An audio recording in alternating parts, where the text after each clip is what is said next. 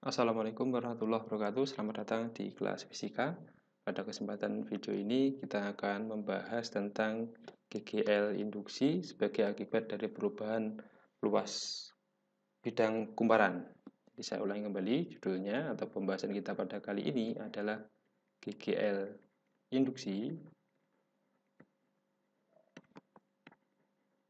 sebagai akibat perubahan luas dari bidang kumparan. Nah, pada persamaan sebelumnya tentang GGL induksi, kita telah dapatkan bahwa GGL induksi itu sama dengan min banyaknya lilitan kalikan perubahan flux per perubahan waktu. Nah, kemudian untuk limit ini, untuk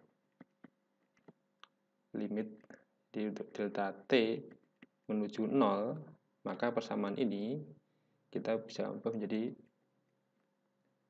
flux atau GGL ya, GGL itu sama dengan minus N diferensial atau perubahan flux terhadap waktu ya. Jadi menggunakan persamaan diferensial untuk kita limitkan ketika delta T-nya menuju ke 0. Nah, kemudian perlu kita ingat kembali, ingat bahwa untuk flux itu kan B dot A. Nah, untuk besarnya ini sama dengan besarnya B kalikan besarnya A dikalikan dengan cos sudut antara B dengan garis normal pada permukaan A itu. Nah, sekarang jika B-nya konstan, kemudian θ-nya juga konstan, dan yang berubah adalah A, maka persamaan GGL itu akan bisa dimodifikasi. Jadi yang pada pembahasan kita nanti adalah medan magnet konstan, kemudian θ konstan. Ya, kemudian untuk A berubah. Nah, maka nanti persamaan GGL induksinya epsilon min N diferensial terhadap waktu dari flux-nya ini adalah B A cos theta. Nah, karena B konstan, theta juga konstan, maka ini bisa dikeluarkan dari diferensial. Nah, jadi persamaannya menjadi GGL sama dengan min N B cos theta dA per dt. Ya, jadi dA per dt. Nah, jika medan magnet tegak lurus,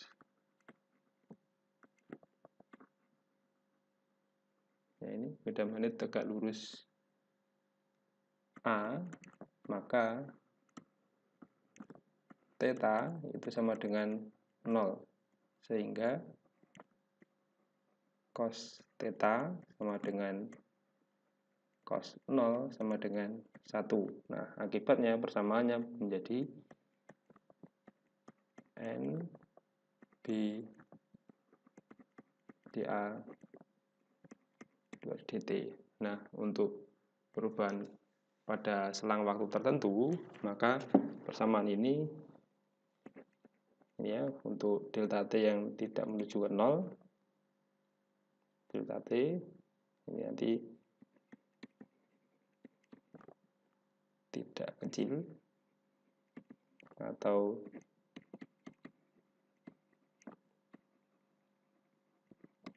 tidak menuju 0, maka GGL sama dengan min N B delta A per delta T. Nah, inilah persamaan GGL induksi ketika yang berubah adalah luas bidang pada kumparan. Nah, sekarang contohnya. Ini ada contoh. Nah, misalkan di sini ada medan magnet yang arahnya masuk ke dalam bidang gambar. Saya gambarkan dalam tanda silang, jadi medan magnetnya masuk ke bidang gambar.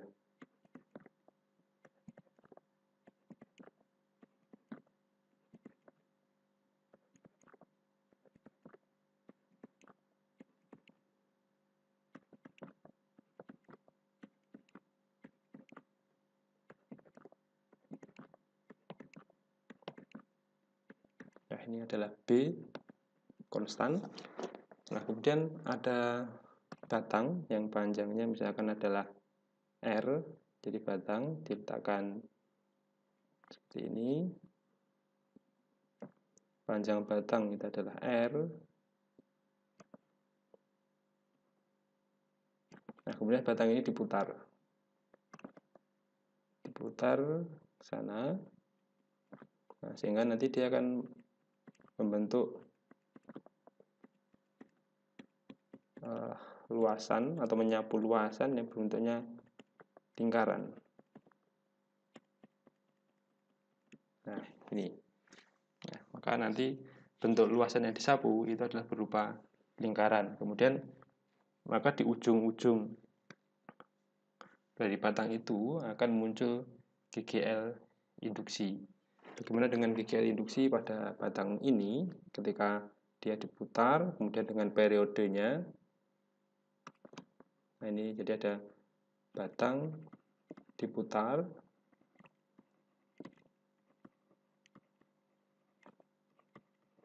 pada medan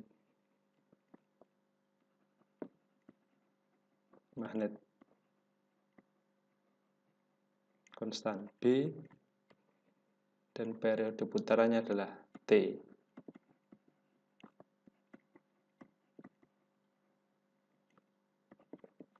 Frekuensinya F. Ya, frekuensinya F, kemudian panjang batang adalah R, seperti pada gambar itu. Nah, porosnya adalah salah satu ujungnya ini sebagai poros. Nah, maka nanti ketika ini diputar beberapa saat, maka dia akan menempuh luasan ini. Misalkan kemudian berada di sini pada saat tertentu di sini, maka nanti wilayah yang disapu ini adalah daerah yang disapu atau yang telah dilewati oleh batang dengan panjang R tersebut. Nah, maka persamaan untuk GGL-nya sudah ditentukan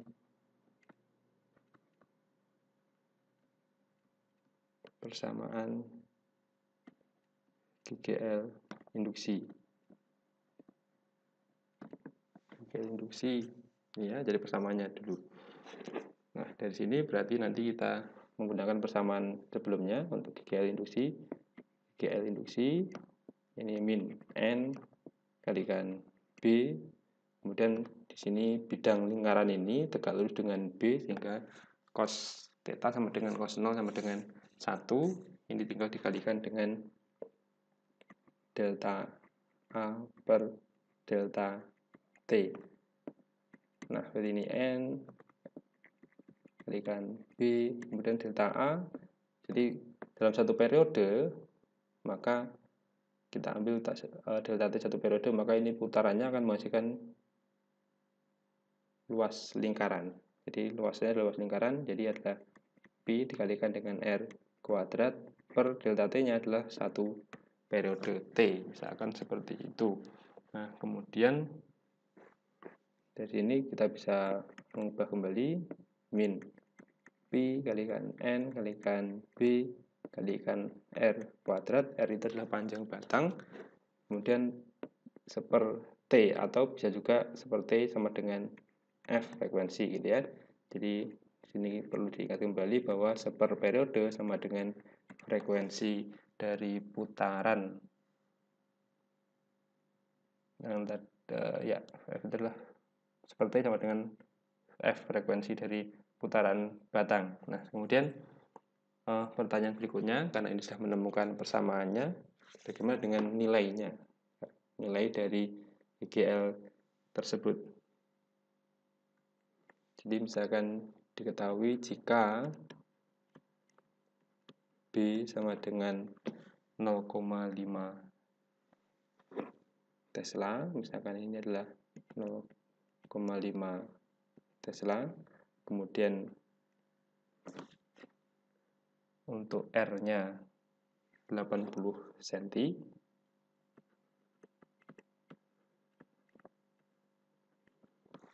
kemudian frekuensi putaran ini adalah 5 Hz. Ini kemudian ditanya berarti hanya ada satu, N-nya 1 ya, N sama dengan 1, maka GGL induksi yang dihasilkan itu berapa ya. Jadi kita masukkan GGL sama dengan min P N kemudian B R kuadrat dikalikan dengan F. Nah, ini adalah min P, N-nya adalah 1, B-nya 0,5, kemudian R-nya 0,8 dibagi ke meter ya, jadi 80 cm dibagi ke meter, kemudian dikuadratkan dikalikan dengan 5 Hz.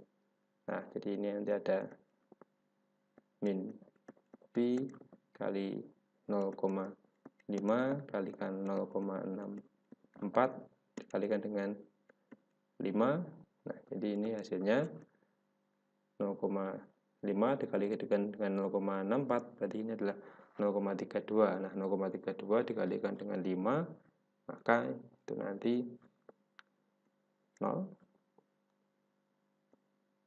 16 ya.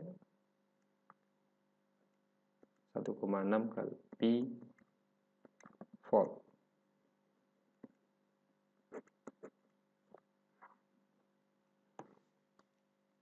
Nah, demikianlah pembahasan kita tentang GGL induksi yang diakibatkan adanya perubahan luas permukaan kumparan. Nah, semoga ada manfaatnya. Assalamualaikum warahmatullahi wabarakatuh.